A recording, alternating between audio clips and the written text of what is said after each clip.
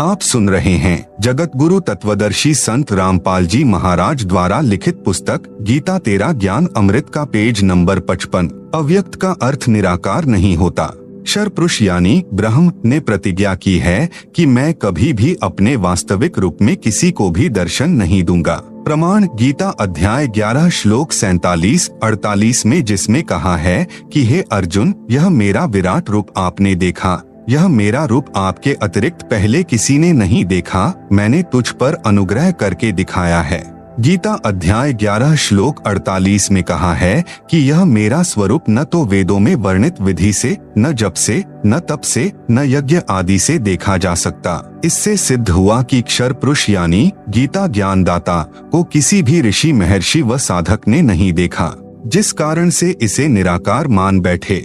सूक्ष्म वेद यानी तत्व ज्ञान में कहा है कि खोजत खोजत था किया, अंत में कहा बेचून यानी निराकार, न गुरु पूरा न साधना, सत्य हो रहे जून मन जून यानी जन्म मरण। अब गीता अध्याय 7 श्लोक 24 से 25 में गीता ज्ञान दाता ने स्पष्ट कर ही दिया है कि मैं अपनी योग माया से छिपा रहता हूँ, किसी के समक्ष नहीं आता, मैं अव्यक्त हूँ। छिपा है तो साकार है। अक्षर पुरुष भी अव्यक्त है, यह ऊपर प्रमाणित हो चुका है। इस प्रभु यानी अक्षर पुरुष की यहाँ कोई भूमिका नहीं है, यह अपने 7 शंख ब्रह्मांडों तक सीमित है, इसलिए इसको कोई नहीं देख सका। परम अक्षर पुरुष इस प्रभु की सर्व ब्रह्मांडों में भूमिका है। यह सत्यलोक में रहते हैं जो पृथ्वी से 16 शंख कोस दूर है। एक कोस लगभग 3 किलोमीटर का होता है। इसकी प्राप्ति की साधना वेदों यानी चारों वेदों में वर्णित नहीं है, जिस कारण से इस प्रभु को कोई नहीं देख सका। जब यह प्रभु यानी परम अक्षर ब्रह्म पृथ्वी पर सहशरीर प्रकट होता है तो कोई इन्हें पहचान नहीं पाता। परमात्मा कहते भी हैं कि हम ही अलग अल्लाह हैं, कुतुब गोस और पीर, गरीब दास खालिक धनी, हमरा नाम कबीर। हम पूर्ण परमात्मा हैं, हम ही पीर अर्थात सत्य ज्ञान देने वाले सतगुरु हैं। सर्व सृष्टि का मालिक भी मैं ही हूँ, मेरा नाम कबीर है। परंतु सर्व साधकों, ऋषियों, महर्षियों ने यही ज्ञान दृढ़ कर रखा होता है कि परमात्मा तो निराकार है, वह देखा नहीं जा सकता। यह पृथ्वी पर विचरने वाला जुलाहा यानी धानक कबीर एक कवि कैसे परम अक्षर ब्रह्म हो सकता है? उसका समाधान इस प्रकार है, विश्व में कोई भी परमात्मा चाहने वाला बुद्धिमान व्यक्ति चारों वेदों ऋग्वेद, यजुर्वेद, सामवेद तथा अथर्ववेद को गलत नहीं मानता। वर्तमान में आर्य समाज के प्रवर्तक महर्षि दयानंद को वेदों का पूर्ण विद्वान माना जाता रहा है। इनका भी यह कहना है कि परमात्मा निराकार है। आप सुन रहे हैं जगत गुरु तत्वदर्शी संत रामपाल जी महाराज द्वारा लिखित पुस्तक गीता तेरा ज्ञान अमृत का पेज नंबर 56। आर्य समाज और महर्षि दयानंद वेदों के ज्ञान को सत्य मानते हैं। इन्होंने स्वयं ही वेदों का हिंदी अनुवाद किया है, जिसमें स्पष्ट लिखा है कि परमात्मा ऊपर के लोक में रहता है, वहां से गति करके यानी चलकर सहशरीर पृथ्वी पर आता है, अच्छी आत्माओं को मिलता है, उनको यथार्थ भक्ति का ज्ञान सुनाता है। परमात्मा तत्व ज्ञान अपने मुख कमल से उच्चारण करके लोकोक्तियों, साखियों, शब्दों, दोहों तथा चौपाइयों के रूप में पदों द्वारा बोलता है, जिस कारण से प्रसिद्ध कवि की उपाधि भी प्राप्त करता है। कवियों की तरह आचरण करता हुआ पृथ्वी के ऊपर विचरण करता रहता है। भक्ति के गुप्त मंत्रों का आविष्कार करके साधकों को बताता है, भक्ति करने के लिए प्रेरणा करता है। प्रमाण देखें वेदों के निम्न मंत्रों की फोटोकॉपियां इसी पुस्तक के पृष्ठ 104 पर। ऋग्वेद मंडल 9 सूक्त 86 मंत्र 26 से 27, ऋग्वेद मंडल 9 सूक्त 82 मंत्र 1 से 2, ऋग्वेद मंडल 9 सूक्त 96 मंत्र 16 से 20, ऋग्वेद मंडल 9 सूक्त 94 मंत्र 1, ऋग्वेद मंडल 9 सूक्त 95 मंत्र 2, ऋग्वेद मंडल 9 सूक्त 54 मंत्र 3, ऋग्वेद मंडल 9 सूक्त 20 मंत्र 1 और भी अनेकों वेद मंत्रों में उपरोक्त प्रमाण है कि परमात्मा मनुष्य जैसा निराकार है। श्रीमद् भगवत गीता अध्याय 4 श्लोक 32 तथा 34 में भी प्रमाण है। गीता ज्ञान दाता ने बताया कि हे अर्जुन, परम अक्षर ब्रह्म अपने मुख कमल से तत्व ज्ञान बोलकर बताता है। उस सच्चिदानंद घन ब्रह्म की वाणी में यज्ञों अर्थात धार्मिक अनुष्ठानों की जानकारी विस्तार से कही गई है। उसको जानकर सर्व पापों से मुक्त हो जाएगा। फिर गीता अध्याय 4 श्लोक 34 में कहा है कि उस ज्ञान को तू तत्वदर्शी संतों के पास जाकर समझ। उनको दंडवत प्रणाम करके विनय पूर्वक प्रश्न करने से वे तत्वदर्शी संत तुझे तत्व ज्ञान का उपदेश करेंगे। यह प्रमाण आपको बताए और विशेष बात यह है कि गीता चारों वेदों का सारांश है। इसमें सांकेतिक ज्ञान अधिक है। यह भी स्पष्ट हुआ कि तत्व ज्ञान गीता ज्ञान से भी भिन्न है। वह केवल तत्वदर्शी संत ही जानते हैं, जिनको परम अक्षर ब्रह्म स्वयं आकर धरती पर मिलते हैं। प्रश्न 28, किन किन पुण्यात्मा महात्माओं को परमात्मा मिले हैं? उत्तर, परमात्मा चारों युगों में प्रकट होकर ज्ञान सुनाते हैं। नंबर 1, सतयुग में सत्य सुकृत नाम से। नंबर 2, त्रेता युग में मुनीन्द्र नाम से। नंबर 3, द्वापर युग में करुणामय नाम से। नंबर 4, कलयुग में कबीर नाम से परमेश्वर प्रकट हुए हैं। सूक्ष्म वेद में कहा है, सतयुग में सत्सुकृत कहटेरा, त्रेता नाम मुनीन्द्र मेरा, द्वापर में करुणामय कहाया, कलयुग नाम कबीर धराया। आप सुन रहे हैं जगत गुरु तत्वदर्शी संत रामपाल जी महाराज द्वारा लिखित पुस्तक गीता तेरा ज्ञान अमृत का पेज नंबर 57। किस किस को मिला परमात्मा?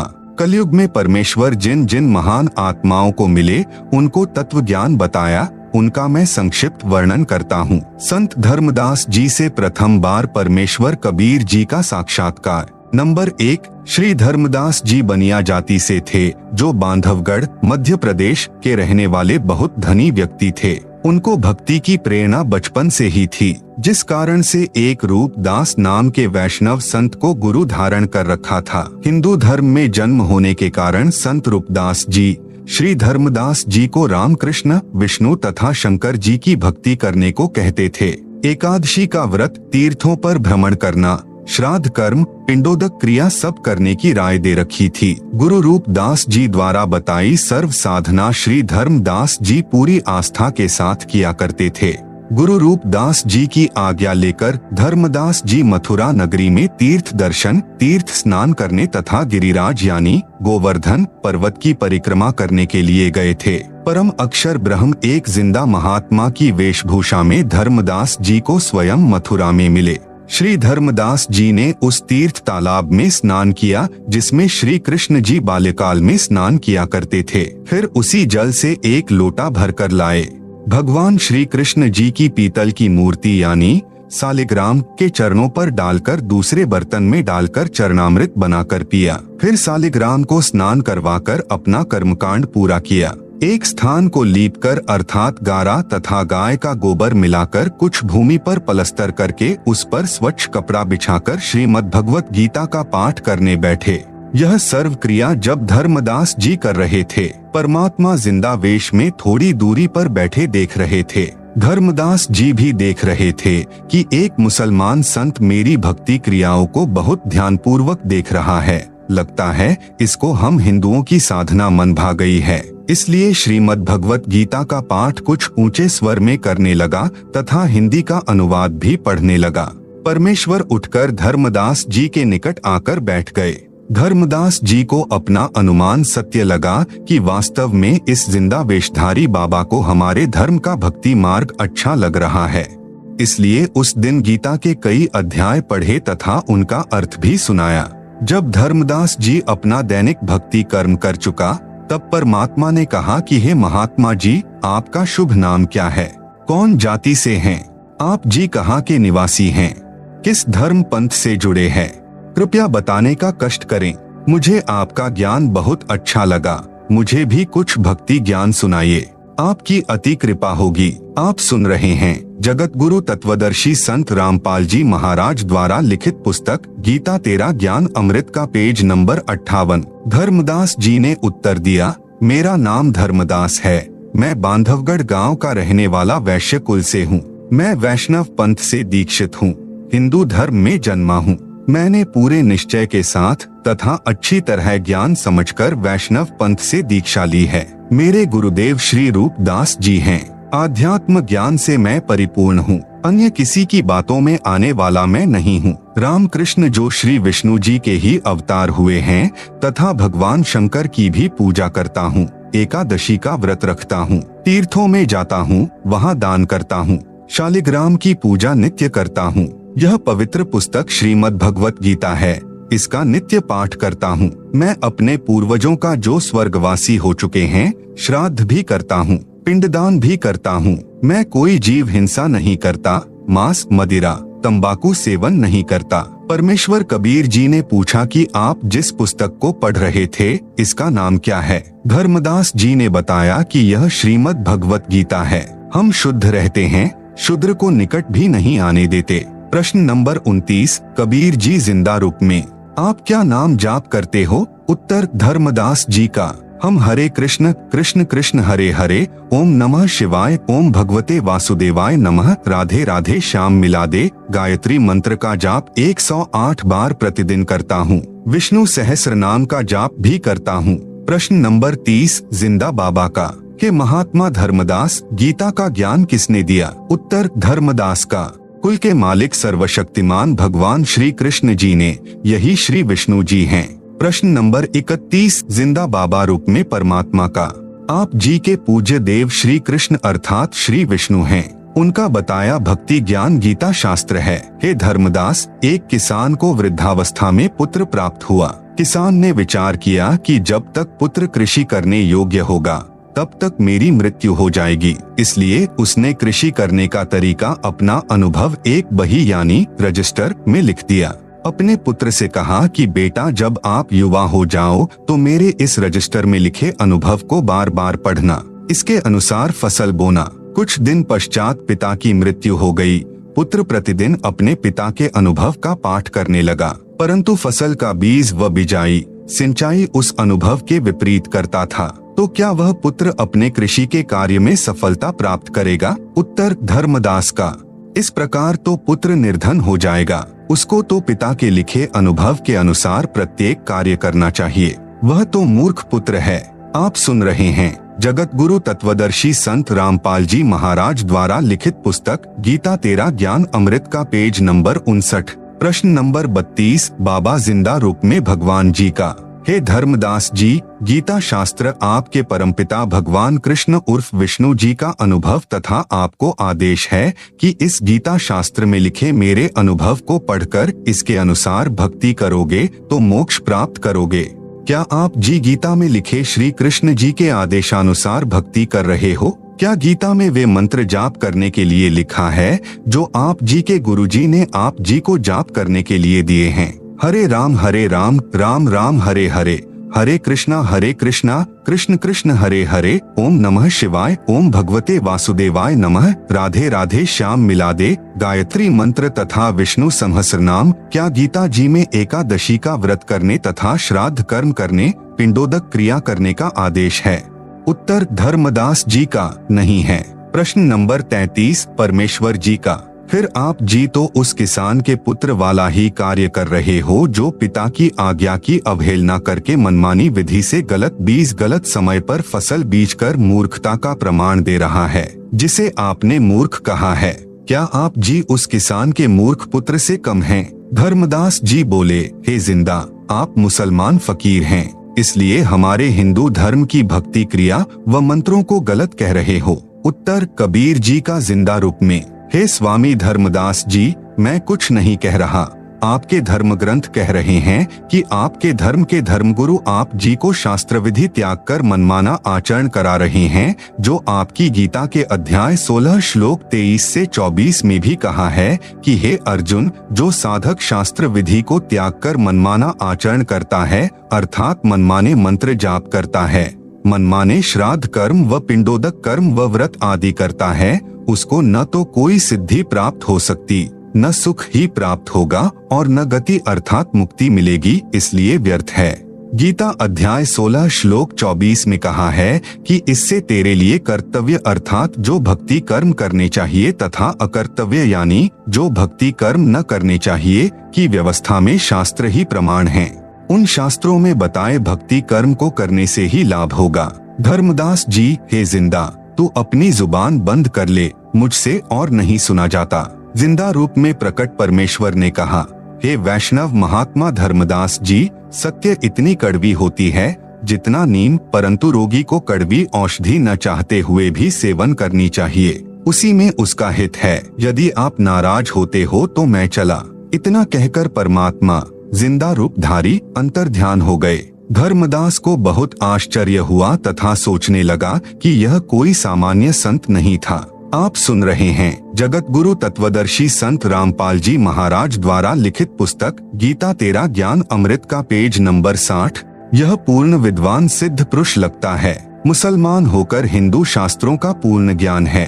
यह कोई देव हो सकता है।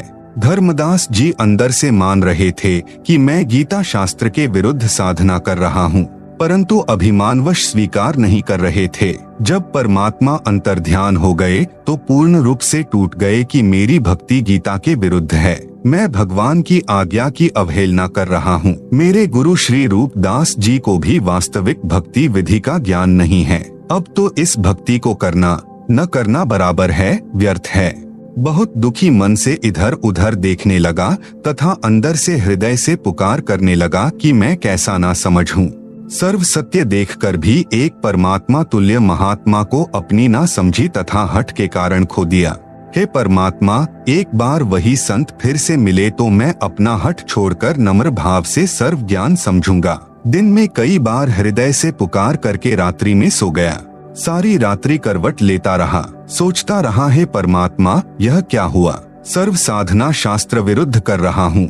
उस फरिश्ते ने मेरी आंखें खोल दी। मेरी आयु 60 वर्ष हो चुकी है। अब पता नहीं वह देव यानी जिंदा रूपी पुनः मिलेगा कि नहीं। प्रातः काल वक्त से उठा, पहले खाना बनाने लगा। उस दिन भक्ति की कोई क्रिया नहीं की। पहले दिन जंगल से कुछ लकड़ियां तोड़कर रखी थी, उनको चूल्हे में जलाकर भोजन बनाने लगा। एक लकड़ी मोटी थी, वह बीचों बीच थोथी थी, उसमें अनेकों चींटियां थीं। जब वह लकड़ी जलते जलते छोटी रह गई तब उसका पिछला हिस्सा धर्मदास जी को दिखाई दिया तो देखा उस लकड़ी के अंतिम भाग में कुछ तरल पानी सा जल रहा है। चींटियां निकलने की कोशिश कर रही थी, वे उस तरल पदार्थ में गिरकर जलकर मर रही थी। कुछ अगले हिस्से में अग्नि से जलकर मर रही थी। धर्मदास जी ने विचार किया, यह लकड़ी बहुत जल चुकी है, इसमें अनेकों चींटियां जलकर भस्म हो गई है।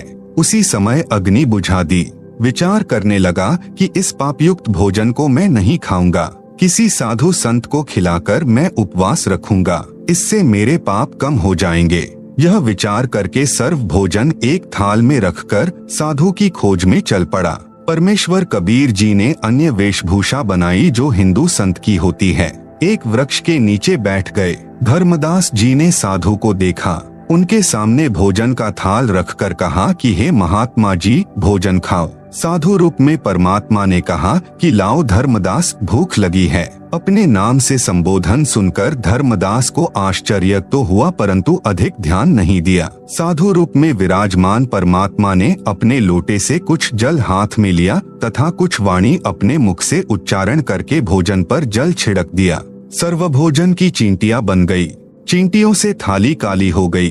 आप सुन रहे हैं जगत गुरु तत्वदर्शी संत रामपाल जी महाराज द्वारा लिखित पुस्तक गीता तेरा ज्ञान अमृत का पेज नंबर 61। चींटियां अपने अंडों को मुख में लेकर थाली से बाहर निकलने की कोशिश करने लगी। परमात्मा भी उसी जिंदा महात्मा के रूप में हो गए। तब कहा कि हे धर्मदास वैष्णव संत, आप बता रहे थे कि हम कोई जीव हिंसा नहीं करते, आपसे तो कसाई भी कम हिंसक है। आपने तो करोड़ों जीवों की हिंसा कर दी। धर्मदास जी उसी समय साधु के चरणों में गिर गया तथा पूर्व दिन हुई गलती की क्षमा मांगी तथा प्रार्थना की हे प्रभु मुझ अज्ञानी को क्षमा करो। मैं कहीं का नहीं रहा क्योंकि पहले वाली साधना पूर्ण रूप से शास्त्र विरुद्ध है, उसे करने का कोई लाभ नहीं।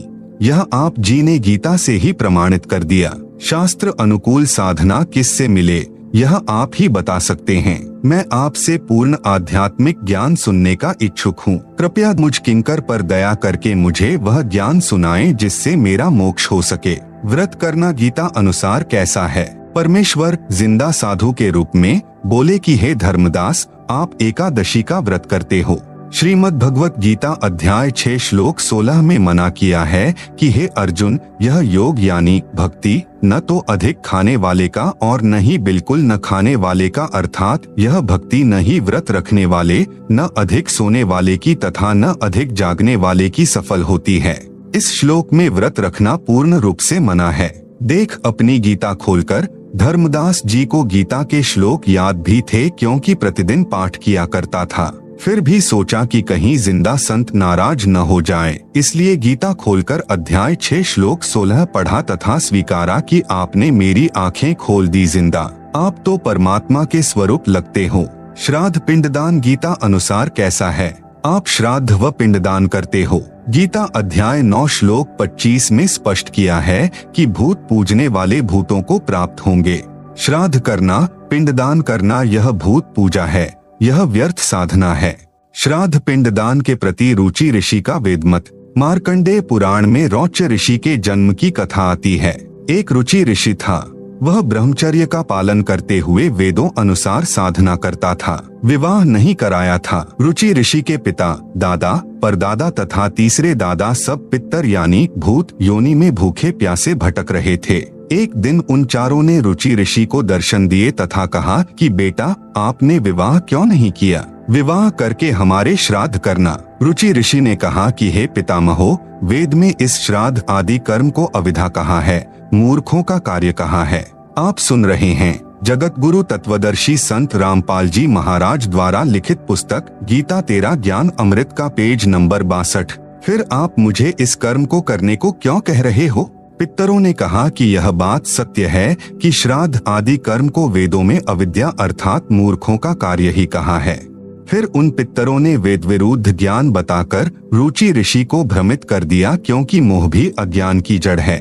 मार्कंडेय पुराण के प्रकरण से सिद्ध हुआ कि वेदों में तथा वेदों के ही संक्षिप्त रूप गीता में श्राद्ध पिंडोदक आदि भूत पूजा के कर्म को निषेध बताया है, नहीं करना चाहिए। उन मूर्ख ऋषियों ने अपने पुत्र को भी श्राद्ध करने के लिए विवश किया। उसने विवाह कराया, उससे रौच्य ऋषि का जन्म हुआ। बेटा भी पाप का भागी बना लिया। जिसे गायत्री मंत्र करते हो वह यजुर्वेद के अध्याय 36 का मंत्र 3 है, जिसके आगे ओम अक्षर नहीं है। यदि ओम अक्षर को इस वेद मंत्र के साथ जोड़ा जाता है तो परमात्मा का अपमान है, क्योंकि ओम अक्षर तो ब्रह्म का जाप है। यजुर्वेद अध्याय 36 मंत्र 3 में परम अक्षर ब्रह्म की महिमा है। यदि कोई अज्ञानी व्यक्ति पत्र तो लिख रहा है, प्रधानमंत्री को और लिख रहा है, सेवा में मुख्यमंत्री जी, तो वह प्रधानमंत्री का अपमान कर रहा है। फिर बात रही इस मंत्र यजुर्वेद के अध्याय 36 मंत्र 3 को बार बार जाप करने की, यह क्रिया मोक्षदायक नहीं है। मंत्र का मूल पाठ इस प्रकार है, भूर्भुवः स्वः तत्सवितु वरेण्यं भृगो देवस्य धीमहि धियो यो नः प्रचोदयात्। अनुवाद, भूः यानी स्वयंभू परमात्मा पृथ्वी लोक को, भवः यानी गोलोक आदि भवनों को वचन से प्रकट करने वाला है, स्वः यानी स्वर्गलोक आदि सुख धाम है, तत् यानी वह, सवितुः उन सर्व का जनक परमात्मा है, वरेण्यम यानी सर्व साधकों को वरण करने योग्य अर्थात अच्छी आत्माओं के भक्ति योग्य है, भृगो यानी तेजोमय अर्थात प्रकाशमान, देवस्य यानी परमात्मा का, धीमहि यानी उच्च विचार रखते हुए अर्थात बड़ी समझ से, धी यो नः प्रचोदयात् यानी जो बुद्धिमानों के समान विवेचन करता है, वह विवेकशील व्यक्ति मोक्ष का अधिकारी बनता है। भावार्थ, परमात्मा स्वयंभू जो भूमि, गोलोक आदि लोक तथा स्वर्ग लोक है, उन सर्व का सृजनहार है। उस उज्ज्वल परमेश्वर की भक्ति श्रेष्ठ भक्तों को यह विचार रखते हुए करनी चाहिए कि जो पुरुषोत्तम यानी सर्वश्रेष्ठ परमात्मा है, जो सर्व प्रभुओं से श्रेष्ठ है, उसकी भक्ति करें जो सुखधाम अर्थात सर्व सुख का दाता है। उपरोक्त मंत्र का यह हिंदी अनुवाद व भावार्थ है। इसकी संस्कृत या हिंदी अनुवाद को पढ़ते रहने से मोक्ष नहीं है, क्योंकि यह तो परमात्मा की महिमा का एक अंश है। अर्थात हजारों वेद मंत्रों में से यजुर्वेद अध्याय 36 का मंत्र संख्या 3 केवल एक मंत्र है। यदि कोई चारों वेदों को भी पढ़ता रहे तो भी मोक्ष नहीं। मोक्ष होगा वेदों में वर्णित ज्ञान के अनुसार भक्ति क्रिया करने से। आप सुन रहे हैं जगत गुरु तत्वदर्शी संत रामपाल जी महाराज द्वारा लिखित पुस्तक गीता तेरा ज्ञान अमृत का पेज नंबर 63। उदाहरण, विद्युत की महिमा है कि बिजली अंधेरे को उजाले में बदल देती है, बिजली ट्यूबवेल चलाती है जिससे फसल की सिंचाई होती है, बिजली आटा पीसती है, आदि आदि बहुत से गुण बिजली के लिखे हैं। यदि कोई व्यक्ति प्रतिदिन बिजली के गुणों का पाठ करता रहे तो उसे बिजली का लाभ प्राप्त नहीं होगा। लाभ प्राप्त होगा बिजली का कनेक्शन लेने से। कनेक्शन कैसे प्राप्त हो सकता है? उस विधि को प्राप्त करके फिर बिजली के गुणों का लाभ प्राप्त हो सकता है, केवल बिजली की महिमा को गाने मात्र से नहीं। इसी प्रकार वेद मंत्रों में अर्थात श्रीमद् भगवत गीता, जो चारों वेदों का सार है, में मोक्ष प्राप्ति के लिए जो ज्ञान कहा है, उसके अनुसार आचरण करने से मोक्ष लाभ अर्थात परमेश्वर प्राप्ति होती है। प्रश्न नंबर 34 धर्मदास जी का। हे जिंदा, मुझे तो यह भी ज्ञान नहीं है कि गीता में मोक्ष प्राप्ति का ज्ञान कौन सा है। मैंने गीता को पढ़ा है, समझा नहीं। हमारे धर्म गुरुओं ने जो भक्ति बताई उसे श्रद्धा से करते आ रहे हैं। वर्षों से चला आ रहा भक्ति का शास्त्र विरुद्ध प्रचलन सर्वभक्तों को सत्य लग रहा है। क्या गीता में लिखी भक्ति विधि पर्याप्त है? उत्तर जिंदा बाबा का। गीता में केवल ब्रह्म स्तर की भक्ति विधि लिखी है। पूर्ण मोक्ष के लिए परम अक्षर ब्रह्म की भक्ति करनी होगी। गीता में पूर्ण विधि नहीं है, केवल संकेत है। जैसे गीता अध्याय 17 श्लोक 23 में कहा है कि सच्चिदानंद घन ब्रह्म अर्थात परम अक्षर ब्रह्म की प्राप्ति के लिए ओम तत् सत इस मंत्र का निर्देश है। इसके स्मरण की विधि 3 प्रकार से है। इस मंत्र में ओम तो अक्षर पुरुष अर्थात ब्रह्म का मंत्र तो स्पष्ट है, परंतु पर ब्रह्म ज्ञानी अक्षर पुरुष का मंत्र तत् है जो सांकेतिक है। उपदेशी को तत्वदर्शी संत बताएगा। सत यह मंत्र पूर्ण ब्रह्म यानी परम अक्षर ब्रह्म का है जो सांकेतिक है। इसको भी तत्वदर्शी संत उपदेशी को बताता है। तत्वदर्शी संत के पास पूर्ण मोक्ष मार्ग होता है, जो न वेदों में है, न गीता में तथा न पुराणों या अन्य उपनिषदों में है। तत्व ज्ञान की सत्यता को प्रमाणित करने के लिए गीता तथा वेद सहयोगी हैं। जो भक्ति विधि वेद गीता में है, वही तत्व ज्ञान में भी है। सूक्ष्म वेद अर्थात तत्व ज्ञान में वेदों तथा गीता वाली भक्ति विधि तो है ही, इससे भिन्न पूर्ण मोक्ष वाली साधना भी है। उदाहरण के लिए 10वीं कक्षा का पाठ्यक्रम गलत नहीं है, परंतु अधूरा है। BA-MA वाले पाठ्यक्रम में 10वीं वाला ज्ञान भी होता है, उससे आगे का भी होता है। यही दशा वेदों गीता तथा सूक्ष्म वेद के ज्ञान में अंतर की जाने। प्रश्न नंबर 35 धर्मदास जी का। गीता तथा वेदों में यह कहा प्रमाण है कि पूर्ण मोक्ष मार्ग तत्वदर्शी संत के पास ही होता है, वेदों व गीता में नहीं है। हे प्रभु जिंदा, मेरी शंका का समाधान कीजिए। आपका ज्ञान हृदय को छूता है, सत्य भी है, परंतु विश्वास तो प्रत्यक्ष प्रमाण देखकर ही होता है। आप सुन रहे हैं जगत गुरु तत्वदर्शी संत रामपाल जी महाराज द्वारा लिखित पुस्तक गीता तेरा ज्ञान अमृत का पेज नंबर 64। उत्तर जिंदा परमेश्वर जी का। गीता अध्याय 4 श्लोक 25 से 30 में गीता ज्ञान दाता ने बताया है कि हे अर्जुन, सर्व साधक अपनी साधना व भक्ति को पापनाश करने वाली अर्थात मोक्षदायक जानकर ही करते हैं। यदि उनको यह निश्चय न हो कि तुम जो भक्ति कर रहे हो यह शास्त्रानुकूल नहीं है, तो वे साधना ही छोड़ देते। जैसे कई साधक देवताओं की पूजा रूपी यज्ञ अर्थात धार्मिक अनुष्ठान करके ही पूजा मानते हैं, अन्य ब्रह्म तक ही पूजा करते हैं। कई केवल अग्नि में घृत आदि डालकर अनुष्ठान करते हैं, जिसको हवन कहते हैं। गीता अध्याय 4 श्लोक 25। अन्य योगीजन अर्थात भक्तजन आँख कान मुंह बंद करके क्रियाएं करते हैं, उसी में अपना मानव जीवन हवन अर्थात समाप्त करते हैं। गीता अध्याय 4 श्लोक 26। अन्य योगीजन अर्थात भक्तजन श्वासों को आना जाना ध्यान से देखकर भक्ति साधना करते हैं, जिससे वे आत्मसंयम साधना रूपी अग्नि में अपना जीवन हवन अर्थात मानव जीवन पूरा करते हैं, जिसे ज्ञान दीप मानते हैं अर्थात अपनी साधना को श्रेष्ठ मानते हैं।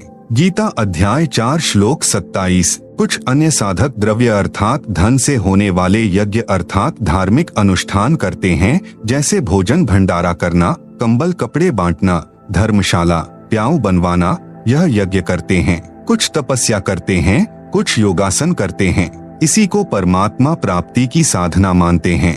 कितने ही साधक अहिंसा आदि तीक्ष्ण व्रत करते हैं, जैसे मुख पर पट्टी बांधकर नंगे पैरों चलना, कई दिन उपवास रखना आदि आदि। अन्य योगीजन अर्थात साधक स्वाध्याय अर्थात प्रतिदिन किसी वेद जैसे ग्रंथ से कुछ मंत्रों श्लोकों का पाठ करना, यह ज्ञान यज्ञ कहलाता है, करते रहते हैं। इन्हीं क्रियाओं को मोक्षदायक मानते हैं। गीता अध्याय 4 श्लोक 28। दूसरे योगी जन अर्थात भक्तजन प्राण वायु यानी श्वास अपान वायु में पहुंचाने वाली क्रिया करते हैं। अन्य योगी जन इसके विपरीत अपान वायु को प्राण वायु में पहुंचाने वाली क्रिया करते हैं। कितने ही साधक अल्पाहारी रहते हैं, कुछ योग आदि क्रियाएं करते हैं। जैसे प्राणायाम में लीन साधक पान अपान की गति को रोककर श्वास कम लेते हैं, इसी में अपना मानव जीवन हवन अर्थात समर्पित कर देते हैं। ये सभी उपरोक्त अध्याय 4 श्लोक 25 से 30 तक साधक अपने अपने यज्ञों अर्थात धार्मिक अनुष्ठानों को करके मानते हैं कि हम पाप का नाश करने वाली साधना भक्ति कर रहे हैं। गीता अध्याय 4 श्लोक 30। आप सुन रहे हैं जगत गुरु तत्वदर्शी संत रामपाल जी महाराज द्वारा लिखित पुस्तक गीता तेरा ज्ञान अमृत का पेज नंबर 65। यदि साधक की साधना शास्त्रानुकूल हो तो हे कुरुश्रेष्ठ अर्जुन, इस यज्ञ से बचे हुए अमृत भोग को खाने वाले साधक सनातन ब्रह्म अर्थात परम अक्षर ब्रह्म को प्राप्त होते हैं। और यज्ञ अर्थात शास्त्रानुकूल साधना न करने वाले पुरुष के लिए तो यह पृथ्वी लोक भी सुखदायक नहीं होता, फिर परलोक कैसे सुखदायक हो सकता है, अर्थात उस शास्त्र विरुद्ध साधक को कोई लाभ नहीं होता। यही प्रमाण गीता अध्याय 16 श्लोक 23 से 24 में भी है। गीता अध्याय 4 श्लोक 31। गीता ज्ञान दाता ने ऊपर के 25 से 30 तक श्लोकों में स्पष्ट किया है कि जो साधक जैसी साधना कर रहा है उसे मोक्षदायक तथा सत्य मानकर कर रहा है। परंतु गीता अध्याय 4 के ही श्लोक 32 में बताया कि यज्ञों अर्थात धार्मिक अनुष्ठानों का यथार्थ ज्ञान ब्रह्मणः मुखे यानी परम अक्षर ब्रह्म स्वयं अपने मुख कमल से बोलकर देता है। वह सच्चिदानंद घन ब्रह्म अर्थात परम अक्षर ब्रह्म की वाणी कही गई है। उसे तत्व ज्ञान भी कहते हैं। उसी को 5वां वेद यानी सूक्ष्म वेद भी कहते हैं। उस तत्व ज्ञान में भक्ति विधि विस्तार के साथ बताई गई है। उसको जानकर साधक सर्व पापों से मुक्त हो जाता है अर्थात पूर्ण मोक्ष को प्राप्त हो जाता है। नोट: गीता अध्याय 4 श्लोक 32 के अनुवाद में सर्व अनुवादकों ने एक जैसी ही गलती कर रखी है। ब्रह्मण शब्द का अर्थ वेद कर रखा है। ब्रह्मण मुखे का अर्थ वेद की वाणी में किया है, जो गलत है। उन्हीं अनुवादकों ने गीता अध्याय 17 श्लोक 23 में ब्रह्मण का अर्थ सच्चिदानंद घन ब्रह्म किया है, जो उचित है। इसलिए गीता अध्याय 4 श्लोक 32 में भी ब्रह्मण का अर्थ सच्चिदानंद घन ब्रह्म अर्थात परम अक्षर ब्रह्म करना उचित है। प्रमाण के लिए देखें उपरोक्त गीता के श्लोकों की फोटोकॉपी इसी पुस्तक के पृष्ठ 204 से 357 पर। गीता अध्याय 4 श्लोक 34 में गीता ज्ञान दाता ने कहा है कि उस ज्ञान को जो परमात्मा अपने मुख कमल से बोलकर सुनाता है, जो तत्व ज्ञान है, उसको तू तत्वदर्शी संतों के पास जाकर समझ। उनको दंडवत प्रणाम करने से, कपट छोड़कर नम्रता पूर्वक प्रश्न करने से तत्वदर्शी संत तुझे तत्व ज्ञान का उपदेश करेंगे। इससे यह भी सिद्ध हुआ कि गीता वाला ज्ञान पूर्ण नहीं है, परंतु गलत भी नहीं है। गीता ज्ञानदाता को भी पूर्ण मोक्ष मार्ग का ज्ञान नहीं है, क्योंकि तत्व ज्ञान की जानकारी गीता ज्ञानदाता को नहीं है, जो परमात्मा यानी परम अक्षर ब्रह्म ने अपने मुख से बोला होता है। उसको तत्वदर्शी संतों से जानने के लिए कहा है। यही प्रमाण यजुर्वेद अध्याय 4 मंत्र 10 में भी है। कहा है कि परम अक्षर ब्रह्म को कोई तो संभवात अर्थात राम कृष्ण की तरह उत्पन्न होने वाला साकार कहते हैं, कोई असंभवात अर्थात परमात्मा उत्पन्न नहीं होता, वह निराकार है। परमेश्वर उत्पन्न होता है या नहीं उत्पन्न होता, वास्तव में कैसा है, यह ज्ञान धीराणाम तत्वदर्शी संत बताते हैं, उनसे सुनो। आप सुन रहे हैं जगत गुरु तत्वदर्शी संत रामपाल जी महाराज द्वारा लिखित पुस्तक गीता तेरा ज्ञान अमृत का पेज नंबर 66, प्रश्न नंबर 36 धर्मदास जी का। हे प्रभु, हे जिंदा तत्वदर्शी संत की क्या पहचान है तथा प्रमाणित सदग्रंथों में कहा प्रमाण है? आपका ज्ञान आत्मा के आर पार हो रहा है। गीता का शब्दा शब्द यथार्थ भावार्थ आप जी के मुख कमल से सुनकर युगों की प्यासी आत्मा कुछ तृप्त हो रही है, गदगद हो रही है। उत्तर जिंदा परमेश्वर जी का। परमेश्वर ने बताया कि पहले तो लक्षण सुन तत्वदर्शी संत अर्थात पूर्ण ज्ञानी सतगुरु के। गुरु के लक्षण 4 बखाना। प्रथम वेद शास्त्र को ज्ञाना यानी ज्ञाता, दूजे हरि भक्ति मन कर्म बानी, तीसरे सम दृष्टि कर जानी, चौथे वेद विधि सब कर्मा, यह 4 गुरु गुण जानो मर्मा। कबीर सागर के अध्याय जीव धर्म बोध के पृष्ठ 1960 पर ये अमृतवाणियां अंकित हैं। भावार्थ, जो तत्वदर्शी संत यानी पूर्ण सतगुरु होगा उसमें 4 मुख्य गुण होते हैं। नंबर 1, वह वेदों तथा अन्य सभी ग्रंथों का पूर्ण ज्ञानी होता है। नंबर 2, दूसरे वह परमात्मा की भक्ति मन कर्म वचन से स्वयं करता है, केवल वक्ता नहीं होता, उसकी करनी और कथनी में अंतर नहीं होता। नंबर 3, वह सर्व अनुयायियों को समान दृष्टि से देखता है, ऊंच नीच का भेद नहीं करता। नंबर 4, चौथे वह सर्व भक्ति कर्म वेदों के अनुसार करता तथा कराता है, अर्थात शास्त्रानुकूल भक्ति साधना करता तथा कराता है। यह ऊपर का प्रमाण तो सूक्ष्म वेद में है जो परमेश्वर ने अपने मुख कमल से बोला है। अब आप जी को श्रीमद् भगवत गीता में प्रमाण दिखाते हैं कि तत्वदर्शी संत की क्या पहचान बताई है। श्रीमद् भागवत गीता अध्याय 15 श्लोक 1 में स्पष्ट है, ऊर्ध्व मूलम अधः शाखम अश्वत्थम प्राहुः अव्ययम छंदासी यस्य प्रणानी यह तम वेद स वेदवित्। अनुवाद, ऊपर को मूल यानी जड़ वाला, नीचे को तीनों गुण रूपी शाखा वाला उल्टा लटका हुआ संसार रूपी पीपल का वृक्ष जानो। इसे अविनाशी कहते हैं क्योंकि उत्पत्ति प्रलय चक्र सदा चलता रहता है, जिस कारण से इसे अविनाशी कहा है। इस संसार रूपी वृक्ष के पत्ते आदि छंद हैं, अर्थात भाग यानी पार्ट्स हैं। यह तम वेद यानी जो इस संसार रूपी वृक्ष के सर्वभागों को तत्व से जानता है। सह यानी वह, वेदवित यानी वेद के तात्पर्य को जानने वाला है, अर्थात वह तत्वदर्शी संत है। जैसा कि गीता अध्याय 4 श्लोक 32 में कहा है कि परम अक्षर ब्रह्म स्वयं पृथ्वी पर प्रकट होकर अपने मुख कमल से तत्व ज्ञान विस्तार से बोलते हैं। परमेश्वर ने अपनी वाणी में अर्थात तत्व ज्ञान में बताया है। कबीर, अक्षर पुरुष एक पेड़ है, शर पुरुष वाकी डार, तीनों देवा शाखा हैं, पात रूप संसार। आप सुन रहे हैं जगत गुरु तत्वदर्शी संत रामपाल जी महाराज द्वारा लिखित पुस्तक गीता तेरा ज्ञान अमृत का पेज नंबर 67। भावार्थ, जमीन से बाहर जो वृक्ष का हिस्सा है उसे तना कहते हैं। तना तो जानो अक्षर पुरुष, तने से कई मोटी डार निकलती हैं। उनमें से एक मोटी डार जानो अक्षर पुरुष, उस डार से 3 शाखा निकलती हैं, उनको जानो तीनों देवता, रजगुण ब्रह्मा जी, सतगुण विष्णु जी तथा तमगुण शिव शंकर जी, और इन शाखाओं को पत्ते लगते हैं, उन पत्तों को संसार जानो। गीता अध्याय 15 श्लोक 1 से 4 में सांकेतिक विवरण है। तत्व ज्ञान में विस्तार से कहा गया है। पहले गीता ज्ञान के आधार से ही जानते हैं। गीता अध्याय 15 श्लोक 2 में कहते हैं कि संसार रूपी वृक्ष की तीनों गुण रजगुण ब्रह्मा जी, सतगुण विष्णु जी तथा तमगुण शंकर जी रूपी शाखाएं हैं। ये ऊपर यानी स्वर्ग लोक में तथा नीचे यानी पाताल लोक में फैली हुई हैं। नोट, रजगुण ब्रह्मा, सतगुण विष्णु तथा तमगुण शंकर हैं। देखें प्रमाण प्रश्न नंबर 7 में।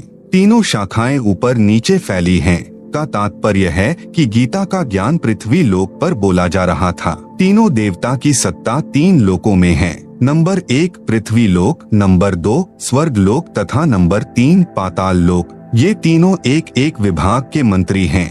रजगुण विभाग के श्री ब्रह्मा जी, सतगुण विभाग के श्री विष्णु जी तथा तमगुण विभाग के श्री शिव जी। गीता अध्याय 15 श्लोक 3 में कहा है कि हे अर्जुन, इस संसार रूपी वृक्ष का स्वरूप जैसे यहाँ यानी विचार काल में अर्थात तेरे और मेरे गीता के ज्ञान की चर्चा में नहीं पाया जाता, अर्थात मैं नहीं बता पाऊंगा क्योंकि इसके आदि और अंत का मुझे अच्छी तरह ज्ञान नहीं है। इसलिए इस अतिदृढ़ मूल वाले अर्थात जिस संसार रूपी वृक्ष की मूल है वह परमात्मा भी अविनाशी है तथा उनका स्थान सत्यलोक, अलख लोक, अगम लोक तथा अकह लोक, ये 4 ऊपर के लोक भी अविनाशी हैं। इन चारों में एक ही परमात्मा भिन्न भिन्न रूप बनाकर सिंहासन पर विराजमान है। इसलिए इसको सुदृढ़ मूलम, अति दृढ़ मूल वाला कहा है। इसे तत्व ज्ञान रूपी शस्त्र से काटकर अर्थात तत्वदर्शी संत से तत्व ज्ञान समझकर फिर गीता अध्याय 15 श्लोक 4 में कहा है कि उसके पश्चात परमेश्वर के उस परमपद अर्थात सत्यलोक की खोज करनी चाहिए, जहां जाने के पश्चात साधक फिर लौटकर संसार में कभी नहीं आते। जिस परमेश्वर से संसार रूपी वृक्ष की प्रवृत्ति विस्तार को प्राप्त हुई है, अर्थात जिस परमेश्वर ने सर्व संसार की रचना की है, उसी परमेश्वर की भक्ति को पहले तत्वदर्शी संत से समझो। गीता ज्ञान दाता अपनी भक्ति को भी मना कर रहा है। गीता अध्याय 15 श्लोक 16 से 17 में 3 प्रभु बताए हैं। श्लोक 16 में 2 पुरुष कहे हैं, क्षर पुरुष अक्षर पुरुष, ये दोनों नाशवान हैं। श्लोक 17 में तीसरा परम अक्षर पुरुष है जो संसार रूपी वृक्ष का मूल यानी जड़ है। आप सुन रहे हैं जगत गुरु तत्वदर्शी संत रामपाल जी महाराज द्वारा लिखित पुस्तक गीता तेरा ज्ञान अमृत का पेज नंबर 68। वह वास्तव में अविनाशी है। जड़ यानी मूल से ही वृक्ष के सर्व भागों, तना, डार, शाखाओं तथा पत्तों को आहार प्राप्त होता है। वह परम अक्षर पुरुष ही तीनों लोकों में प्रवेश करके सबका धारण पोषण करता है। उसी मूल यानी मालिक की पूजा करनी चाहिए। इस विवरण में तत्वदर्शी संत की पहचान तथा गीता ज्ञान दाता की अल्पज्ञता अर्थात तत्वज्ञानहीनता स्पष्ट है। जिंदा बाबा का दूसरी बार अंतर्ध्यान होना। धर्मदास जी ने कहा, हे जिंदा, आप यह क्या कह रहे हो कि श्री विष्णु जी तीनों लोकों में केवल एक विभाग के मंत्री हैं? आप गलत कह रहे हो। श्री विष्णु जी तो अखिल ब्रह्मांड के स्वामी हैं। ये ही श्री ब्रह्मा रूप में उत्पत्ति करते हैं, विष्णु रूप होकर संसार का पालन करते हैं तथा शिव रूप होकर संहार करते हैं। ये तो कुल के मालिक हैं। यदि फिर से आपने श्री विष्णु जी को अपमानित किया तो ठीक बात नहीं रहेगी। परमेश्वर कबीर जी ने कहा, मूर्ख के समझावते ज्ञान गाठी का जाए, कोयला होत न उजला, भावे 100 मन साबुन लाए। इतना कहकर परमेश्वर जिंदा रूपधारी अंतर्ध्यान हो गए। दूसरी बार परमेश्वर को खोने के पश्चात धर्मदास बहुत उदास हो गए। भगवान विष्णु में इतनी अटूट आस्था थी कि आंखों प्रमाण देखकर भी झूठ को त्यागने को तैयार नहीं थे। कबीर जानबूझ साची तजय, करे झूठ से नेह, ताकि संगति है प्रभु स्वपन में भी ना दे। कुछ देर के पश्चात धर्मदास की बुद्धि से काल का साया हटा और अपनी गलती पर विचार किया कि सब प्रमाण गीता से ही प्रत्यक्ष किए गए थे। जिंदा बाबा ने अपनी ओर से तो कुछ नहीं कहा। मैं कितना अभागा हूँ कि मैंने अपने हठी व्यवहार से देव स्वरूप तत्वदर्शी संत को खो दिया। अब तो वे देव नहीं मिलेंगे, मेरा जीवन व्यर्थ जाएगा। यह विचार करके धर्मदास सिहर उठा अर्थात भय से कांपने लगा। खाना भी कम खाने लगा, उदास रहने लगा तथा मन मन में अर्जी लगाने लगा, हे देव, हे जिंदा बाबा, एक बार दर्शन दे दो। भविष्य में ऐसी गलती कभी नहीं करूँगा। मैं आपसे करबद्ध प्रार्थना करता हूँ। मुझ मूर्ख की औछी मंदी बातों पर ध्यान न दो। मुझे फिर मिलो गुसाई। आपका ज्ञान सत्य, आप सत्य, आप जी का एक एक वचन अमृत है। कृपया दर्शन दो, नहीं तो अधिक दिन मेरा जीवन नहीं रहेगा। तीसरे दिन परमेश्वर कबीर जी एक दरिया के किनारे वृक्ष के नीचे बैठे थे। आप सुन रहे हैं जगत गुरु तत्वदर्शी संत रामपाल जी महाराज द्वारा लिखित पुस्तक गीता तेरा ज्ञान अमृत का पेज नंबर 69। आसपास कुछ आवारा गायें भी उसी वृक्ष के नीचे बैठी जुगाली कर रही थीं। कुछ दरिया के किनारे घास चर रही थी। धर्मदास की दृष्टि दरिया के किनारे पीताम्बर पहने बैठे संत पर पड़ी। देखा आसपास गायें चर रही है। ऐसा लगा जैसे साक्षात भगवान कृष्ण अपने लोक से आकर बैठे हों। धर्मदास उत्सुकता से संत के पास गया तथा देखा यह तो कोई सामान्य संत है। फिर भी सोचा चरण स्पर्श करके फिर आगे बढ़ूंगा। धर्मदास जी ने जब चरणों का स्पर्श किया, मस्तक चरणों पर रखा तो ऐसा लगा कि जैसे रुई को छुआ हो। फिर चरणों को हाथों से दबा दबा कर देखा तो उनमें कहीं भी हड्डी नहीं थी। ऊपर चेहरे की ओर देखा तो वही बाबा जिंदा उसी पहले वाली वेशभूषा में बैठा था। धर्मदास जी ने चरणों को दृढ़ करके पकड़ लिया कि कहीं फिर से न चले जाएं और अपनी गलती की क्षमा याचना की। कहा कि हे जिंदा, आप तो तत्वदर्शी संत हो, मैं एक भ्रमित जिज्ञासु हूँ। जब तक मेरी शंकाओं का समाधान नहीं होगा तब तक मेरा अज्ञान नाश कैसे होगा?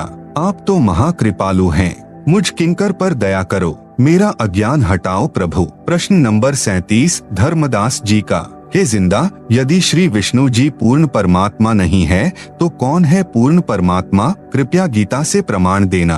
उत्तर, कृपया पढ़ें प्रश्न नंबर 15 का उत्तर जो जिंदा रूप धारी परमेश्वर ने धर्मदास को सुनाया। प्रश्न नंबर 38 धर्मदास जी ने पूछा कि क्या श्री विष्णु जी और शंकर जी की पूजा करनी चाहिए? उत्तर, जिंदा बाबा का नहीं करनी चाहिए। प्रश्न नंबर 39 धर्मदास जी का, कृपया गीता से प्रमाणित कीजिए। उत्तर कृपया पढ़े प्रश्न नंबर 17 का उत्तर। धर्मदास को प्रभु ने सुनाया। गीता शास्त्र से प्रत्यक्ष प्रमाण देखकर धर्मदास की आंखें खुली की खुली रह गई, जैसे किसी को सदमा लग गया हो। झूठ कह नहीं सकता, स्वीकार करने के लिए अभी वक्त लगेगा।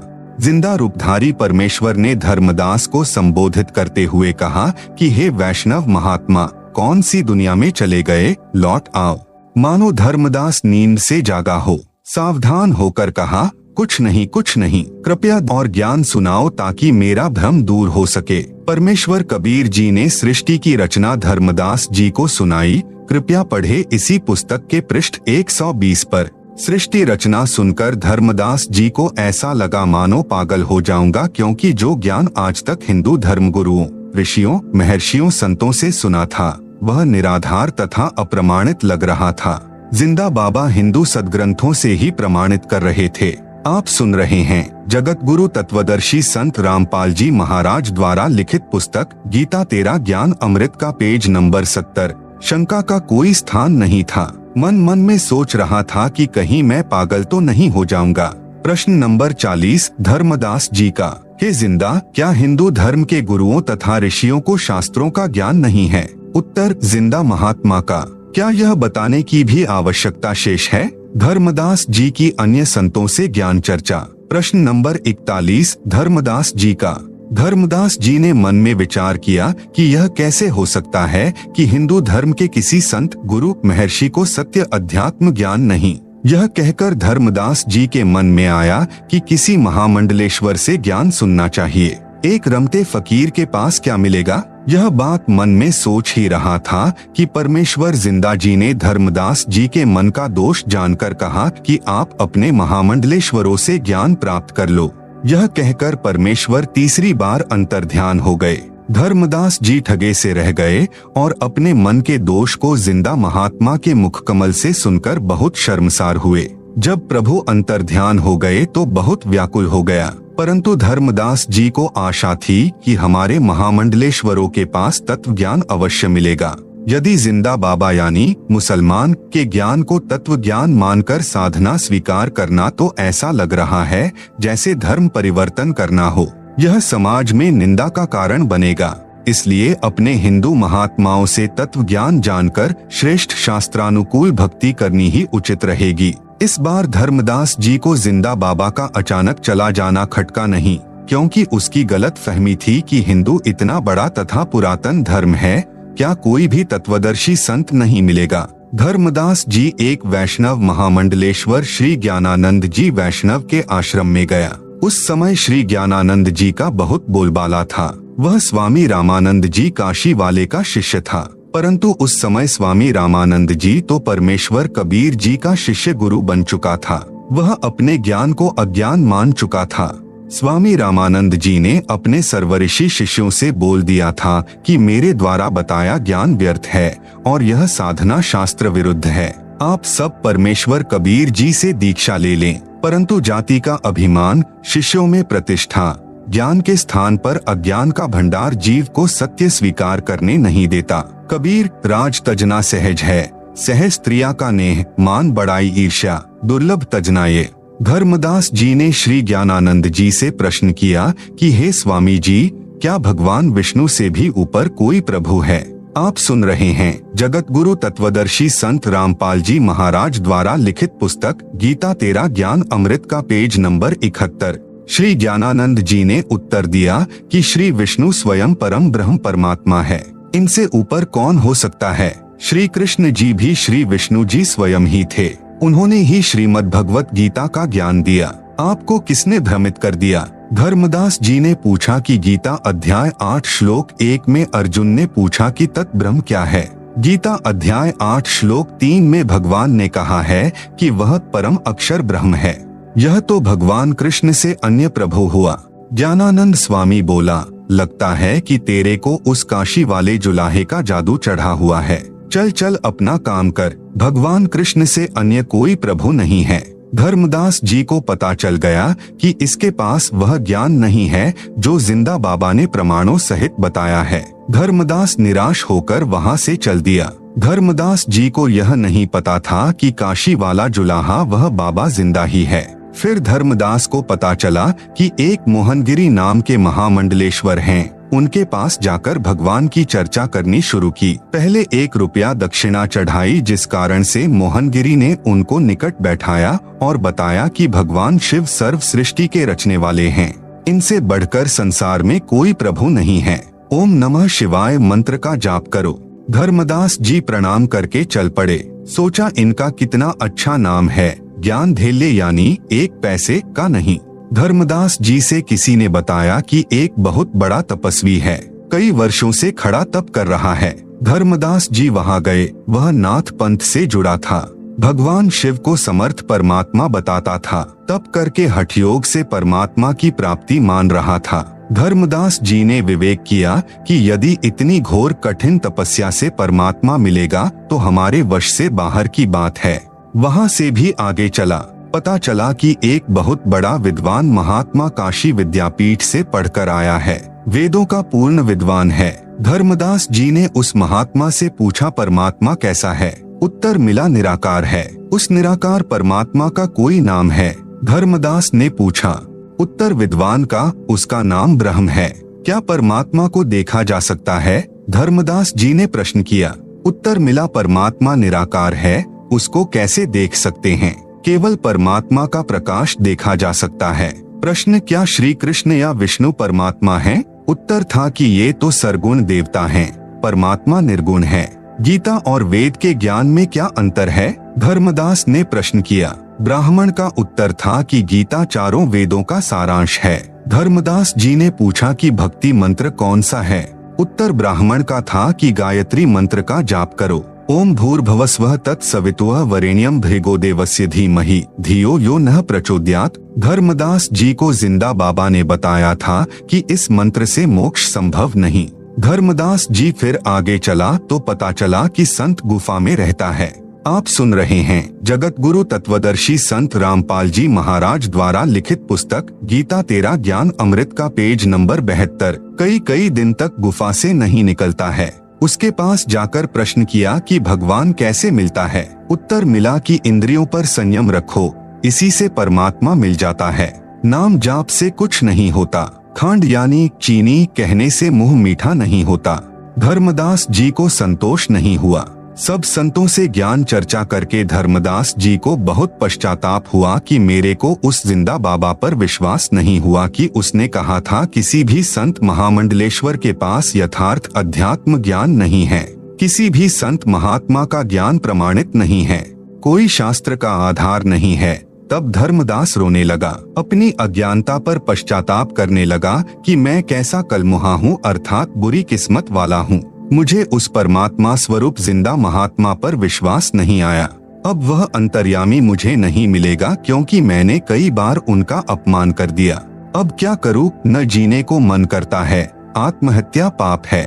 बुरी तरह रोने लगा, पछाड़ खाकर अचेत हो गया। उत्तर, परमात्मा जिंदा महात्मा के रूप में एक वृक्ष के नीचे बैठ गए। धर्मदास जी सचेत हुआ और हृदय से पुकार की कि हे जिंदा, एक बार दर्शन दे दो, मैं टूट चुका हूँ, किसी के पास ज्ञान नहीं है, आपकी सर्व बातें सत्य हैं। परमात्मा एक बार मुझ अज्ञानी महामूर्ख को क्षमा करो परमेश्वर। आप जिंदा नहीं परमात्मा हो, आप महाविद्वान हो, आपके ज्ञान का कोई सामना करने वाला नहीं है। मैं जिंदगी में कभी आप पर अविश्वास नहीं करूँगा। ऐसे विचार कर आगे चला तो देखा एक वृक्ष के नीचे एक साधु बैठा है, कुछ व्यक्ति उसके पास बैठे हैं। धर्मदास जी ने सोचा कि मैं तो उन महामंडलेश्वरों से मिलकर आया हूँ जिनके पास कई सैकड़ों भक्त दर्शनार्थ बैठे रहते हैं, इस छोटे साधु से क्या मिलना। परंतु अपने आप मन में आया कि कुछ देर विश्राम करना है, यही कर लेता हूँ। फिर सोचा कि प्रश्न करता हूँ। पूछा, है महात्मा जी, परमात्मा कैसा है? साधु ने उत्तर दिया कि मैं ही परमात्मा हूँ। धर्मदास जी चुप हो गए। सोचा यह तो मजाक कर रहा है, यह तो संत भी नहीं है। धीरे धीरे सर्व व्यक्ति चले गए।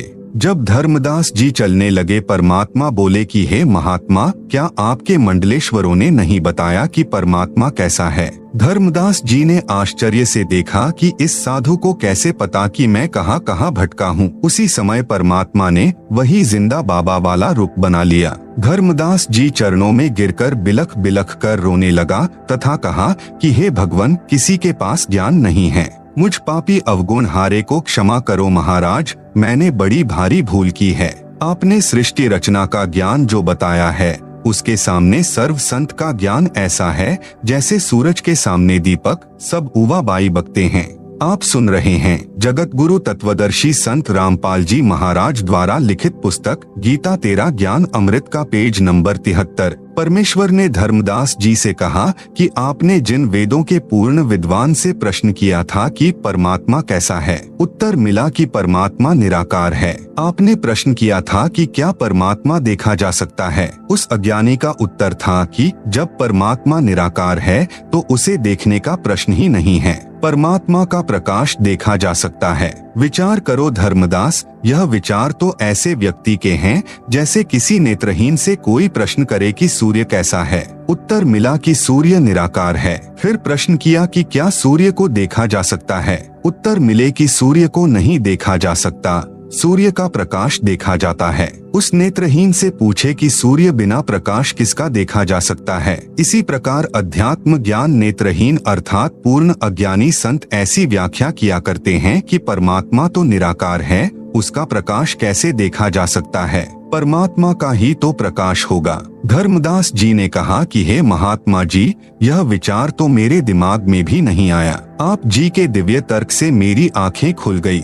जितने भी महामंडलेश्वर मिले हैं वे सर्व महाज्ञानी मिले हैं। हे जिंदा महात्मा जी, यदि मैं आपके ज्ञान को सुनने के पश्चात यदि इन मूर्खों से नहीं मिलता तो मेरा भ्रम निवारण कभी नहीं होता, चाहे आप जी कितने ही प्रमाण दिखाते और बताते। प्रश्न नंबर 42 धर्मदास, हे जिंदा, आप नाराज न होना, मेरे मन में एक शंका है कि क्या भगवान विष्णु जी की भक्ति अच्छी नहीं? उत्तर जिंदा महात्मा जी का, हे धर्मदास, श्रीमद् भगवत गीता अध्याय 2 श्लोक 46 में प्रमाण है कि गीता ज्ञान दाता ने कहा, हे अर्जुन, बहुत बड़े जलाशय यानी झील की प्राप्ति के पश्चात छोटे जलाशय में व्यक्ति का कितना प्रयोजन रह जाता है। इसी प्रकार पूर्ण ज्ञान और पूर्ण परमात्मा की भक्ति विधि व होने वाले लाभ का ज्ञान होने के पश्चात अन्य ज्ञानों तथा छोटे भगवानों में उतनी ही आस्था रह जाती है जितनी बड़े जलाशय की प्राप्ति के पश्चात छोटे जलाशय में रह जाती है।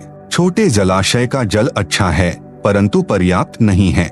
यदि एक वर्ष वर्षा न हो तो छोटे जलाशय का जल सूख जाता है तथा उस पर आश्रित व्यक्ति भी जल के अभाव से कष्ट उठाते हैं, त्राही त्राही मच जाती है। परंतु बड़े जलाशय यानी झील का जल यदि 10 वर्ष भी वर्षा न हो तो भी समाप्त नहीं होता। जिस व्यक्ति को वह बड़ा जलाशय मिल जाएगा तो वह तुरंत छोटे जलाशय यानी जोहड़ यानी तालाब को छोड़कर बड़े जलाशय के किनारे जा बसेगा। जिस समय गीता ज्ञान सुनाया गया उस समय सर्व व्यक्ति तालाबों के जल पर ही आश्रित थे, इसलिए यह उदाहरण दिया था। इसी प्रकार श्री विष्णु सतगुण की भक्ति भले ही आप अच्छी मानते हैं परंतु पूर्ण मोक्षदायक नहीं है। श्री विष्णु जी भी नाशवान हैं, इनका भी जन्म मृत्यु होता है, फिर साधक अमर कैसे हो सकता है? इसलिए पूर्ण मोक्ष अर्थात अमर होने के लिए अमर परमात्मा की ही भक्ति करनी पड़ेगी।